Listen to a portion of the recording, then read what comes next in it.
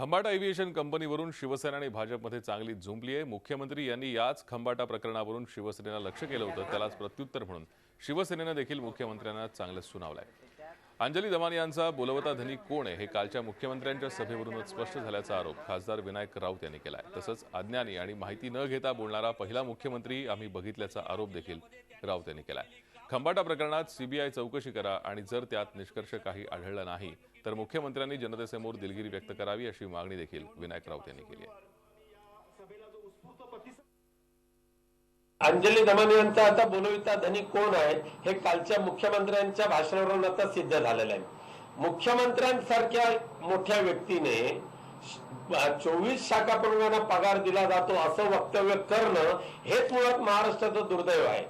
मुख्यमंत्री देवेंद्र फडणवीस यांच्या इतका अज्ञानी, माहिती न घेता बोलणारा मुख्यमंत्री संपूर्ण देशामध्ये मिळणार नाही असं मी ठामपणे सांगू शकतो। ज्या वेळापासून कामगारांचे पगार बंद झाले त्या दिवसापासून ते आजपर्यंत मातोश्रीवर काम करणारा जो ड्रायव्हर आहे त्याचे सुद्धा पगार बंद आहे। जर देत असतील तर मुख्यमंत्र्यांनी सिद्ध करून दाखवावं। नागपूर महानगरपालिकेचा रस्ते घोटाळाच झाला आणि त्यामुळे मेयर इन काउन्सिल सारखी चांगली पद्धत ही रद्द झालेली आहे।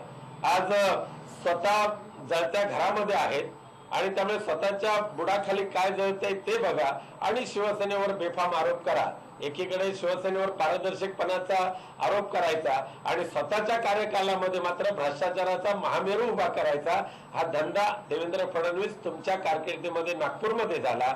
आता सुद्धा खंबाटा युनियनचा जो प्रश्न तुमच्याकडे जाऊन 10 महिने झाले पण तुम्ही सुद्धा त्याच्यावर काय निर्णय घेतलेला नाही। फक्त हे बेफाम आरोप करायचे सोडून द्या।